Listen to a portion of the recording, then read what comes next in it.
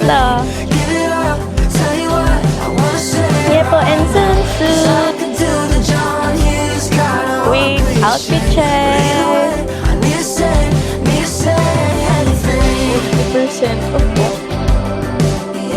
So, ang total ng aming binabayaran monthly dito sa Finland overall is approximately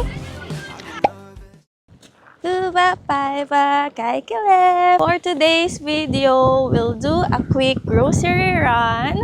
And naisip ko ulit gumawa ng video about how much is the cost of living dito sa Finland 2025 edition. And since we already moved to a new apartment, so nagkaroon kami ng mga bagong adjustments with our budget and cost of living. So we want to share it with you guys. First on our list is bumili ng itlog.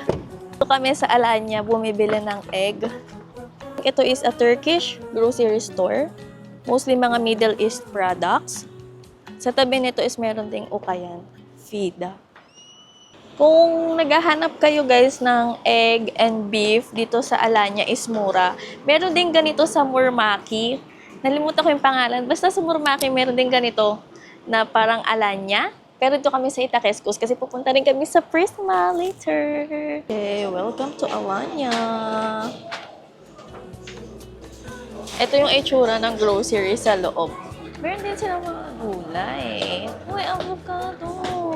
2.49 lang. Blueberries dito is 2.49. Tapos kumuha ko avocado. 2 piraso. 1.06 lang siya. Tapos ito yung itlog. Ayan. Yung itlog dito is 30 pieces. Tapos 4.79 lang siya. Ang dami rin nilang biscuits. Ito 50% off, oh. 1.49 na lang. And yung isang mura dito is itong beef. Ayan, 12.10 euro. 1.5 kilograms. Mura. Total cost ng nagastos sa Alanya is 23 euro. Ang usapan, itlog lang. Anyari? Itlog lang, 4 euro na naging 23. 4 euro lagi 23. Bumili rin kasi kami ng beef. Siyempre parang hindi na pabalik-balik ba? And ngayon naman, punta na tayo sa Prisma. So, ang pinupuntahan naming Prisma is yung 24 hours na grocery store. Doon yung may pinakamura na mga items compared sa mga Prisma na maliliit na store or yung mga Prisma na nasa loob ng mall. Ang Prisma is not the cheapest grocery store dito sa Finland or Helsinki. So, if you're looking for the cheapest, I think Lidl ang cheapest grocery store. Pero, yun nga, ang pinupuntahan namin is Prisma kasi familiar na kami with the brands and all-in-one grocery na siya. You can also find here clothes, home stuff, electronics, and even seasonal items. Super convenient, especially when you don't want to hop from one store to another. From parking, ito yung makita nyo, maraming ganito. Mga posti. Dito nilalagay yung mga orders kayo online. Diyan siya. Pakita muna namin sa inyo yung sa taas. Dito. Yung parang department store. Kineme nila. Tapos meron din ditong XXL. Ayan. Ito yung itsura niya sa loob. Okay, ikot natin. Ayan. Prisma to ha. Ayan. May mga sapatos.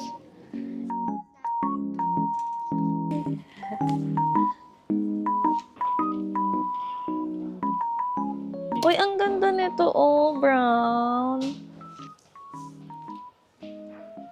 Ito 29 lang. 79 euro.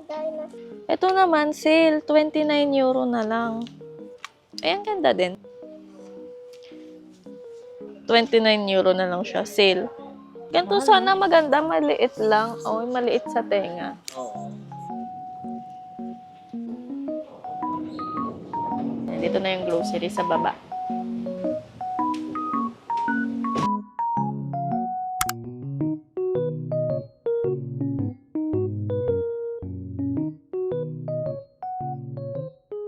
3.21. Ang dami, oh. One reason bakit gusto namin din nag-grocery dito sa Prisma. Ayan.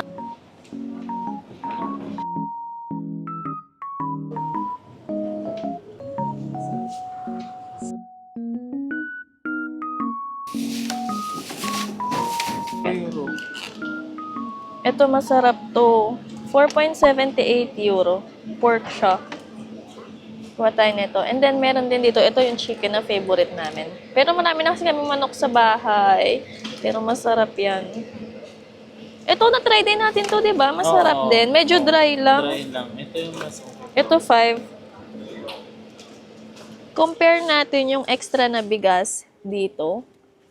Ito, 0.45 lang. Sa Prisma Murmaki, 0.85 siya.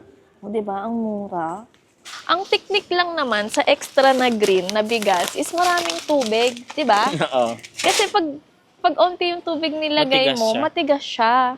So, ang technique dyan, kung yan din yung kukuhanin yung bigas, damihan nyo yung tubig as in mataas. Big thanks also sa isang nag-comment sa amin before na nag-suggest na mag-avail kami ng S-Bank para magkaroon kami ng S-Bonus Card which offers cashback on purchases and various member benefits. And hindi lang siya dito sa Prisma pwede gamitin but it can also be used in S-Market, Alepa, ABC Market, ABC Restaurant, Socos, Emotion, and to a lot more.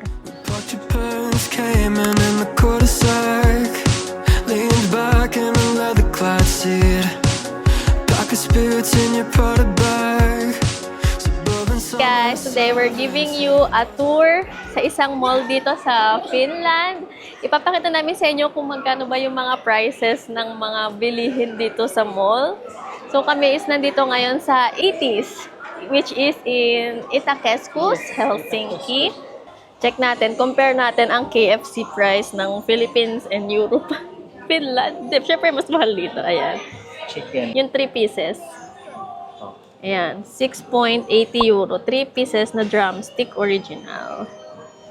Tsaka itong nugget. Etong nuggets, yan. Masarap yan. 1.95 euro. 4 pieces. Bakit? Mga bakit, mahal.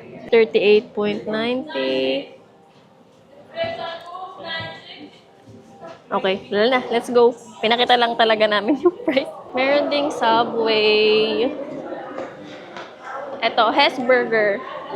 Tatak finish yan. Hess Burger. Yepo and Sunsu.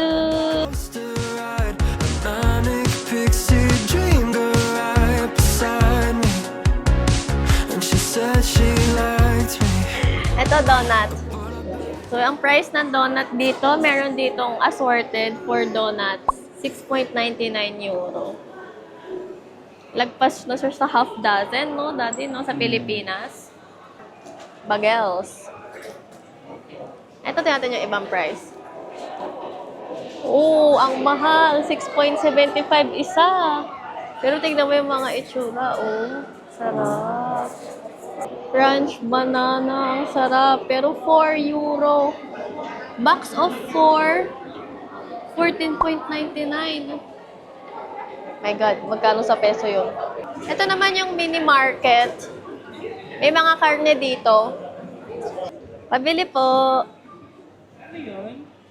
Ito po, yung bulgur. Bulgur po. Bulgur po. Another donut. Momochi. Ito naman is tag 4.90. And then, meron din ditong Asian market. Ayan, pag-compare natin yung prices naman ito sa dun sa GC. Kinompare. So, meron na silang banana. Magkano ang banana ketchup nila dito? 2.20. Right thing running up at the wrong time, and I think maybe if I'd held on tight, she'd still be sitting by my side. I'll never know, I'll never know. Ang pistachio tiramisu, 6.5 euro. Strawberry, 6.5. Yung ganito kaliit, 3 euro. Ayun, oh. Dito kami kumain ngayon sa Itsuyaki sa Iti. So, this is a lunch buffet. May mga sushi dito. May other dishes. And may teppanyaki. Itsuyaki yung second to our favorite mga sushi buffet dito sa Finland or in Helsinki. First is ang Nana po. Kasi masarap ang teppanyaki ng Itsuyaki, di ba? So, eto. Teppanyaki. Then, marami silang variety ng sushi. Ito masarap to. Ay, wala na. Mama, ang lunch dito until before 4 p.m. is 15.5 for adult. And then, after 4 p.m., it's 18.8 euro. 18.9 euro. And then, on weekends, it's 20.9. Round 2 of our sushi. Ito, ang sarap nito, oh. Ano siya, para siyang smoked beef. And then, ito is may sesame seeds with avocado. Ang sarap ng avocado sa loob. And ito, ano to? Parang chicken.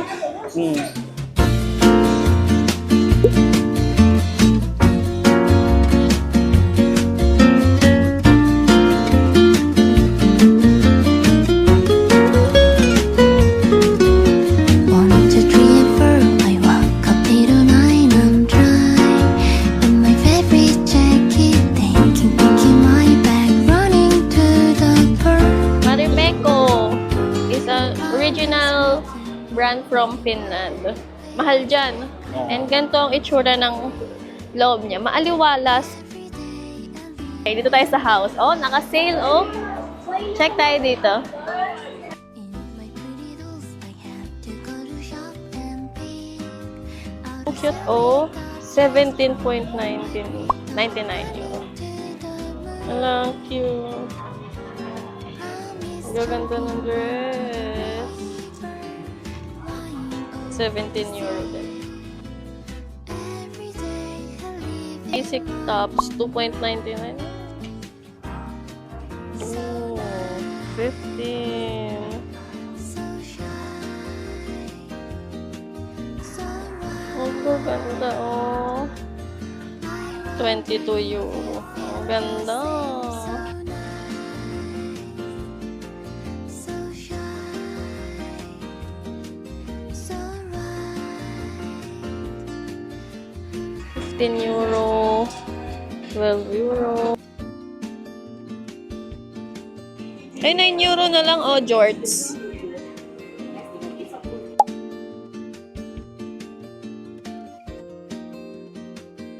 One, two, three, and four. I'm walking on the road with my yellow raincoat, picking up in my boat, floating down the path. Promise finding birds with Allergic to people. Cute. to the sky. Ano to? 19.99. Sa likod, sa likod. Oh, ang ganda. Welcome to Sensai at it is also one of our favorite shop dito sa mall where you can find affordable fashion, stylish homeware, and cosmetics, also all in one cute store. So tara, let's explore this shop. Ito lang. Oh. 3.99. Talaga? 3.99 lang. Lagyan ng halaman. Ah, Yung fake ah. plant. Ito rin. Ay, yan ang ganda. 4.59. Ganda, oh. Ha? Dating, 3.59. Ay, karamihan, 0.99 na lang. Oh.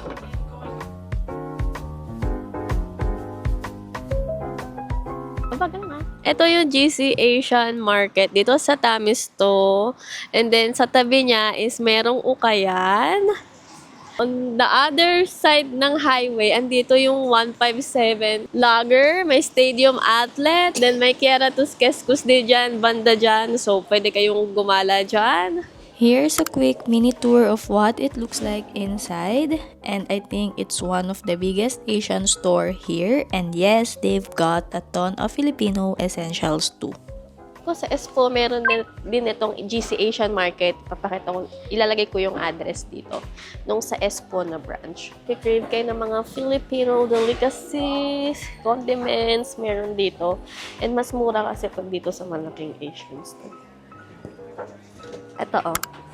Yung ketchup, banana ketchup, 1.74 euro lang.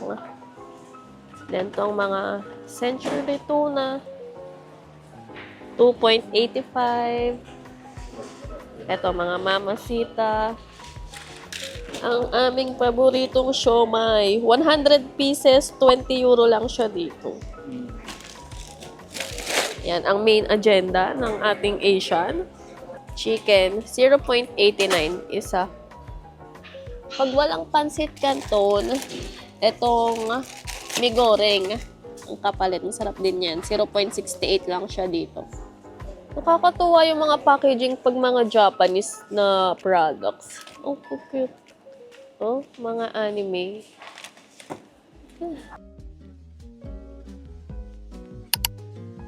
Birthday naming luncheon meat. Medyo mahal lang to, 6.29 pero sulit. Ang aming Bibigo kimchi. Masarap na kimchi to. Hindi siya super anghang. Dito, merong frozen na peeled garlic. Ito na yung binibili namin. Hindi na kami bumibili sa Prisma nung bote. Tapos, ginigrate na lang namin siya ng sobrang pino. Tapos, fino-frozen namin. Kasi mas mura. Yan. Gusto nyo dito bumili ng garlic. 1.95 lang. Ganon na kadami. Meron din sila ganito. 3.45. So, maganda pa. May 5% off pa. Pag pinag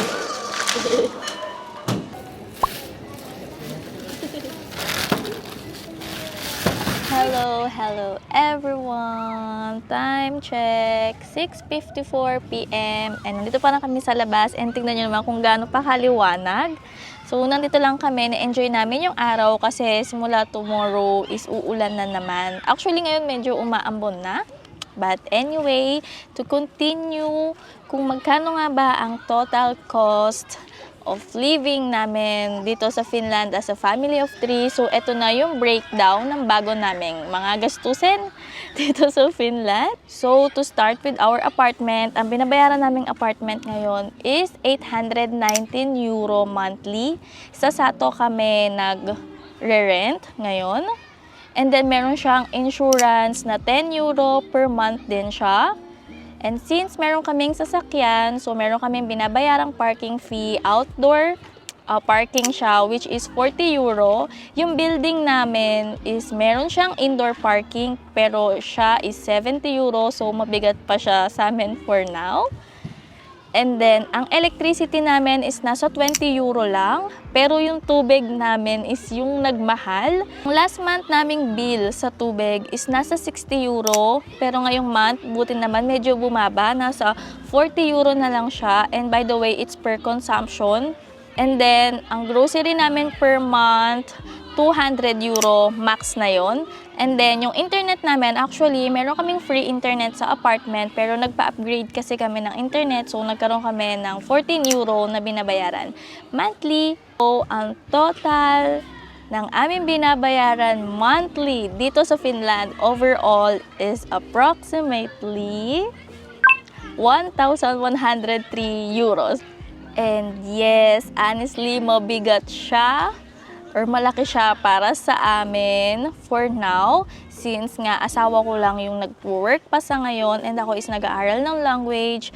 And so naman, dito naman is libre yung education, affordable naman yung healthcare.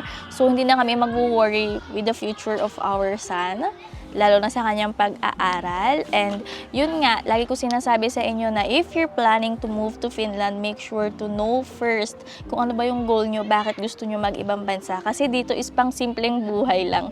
Kung gusto nyo ng magarbo, yung biglang boom, yaman, I think Finland is not for that. Sa umpisa, kumbaga you have to earn talaga ilang years bago makapag-ipon dito, I think. Ganun siya, but quality naman ng life dito is very different. So, for us talaga is very, very, very blessed kami na dito kami napunta sa Finland. So, that's it for today's video. I hope you enjoy watching this and please do subscribe to our channel. Hey, bye!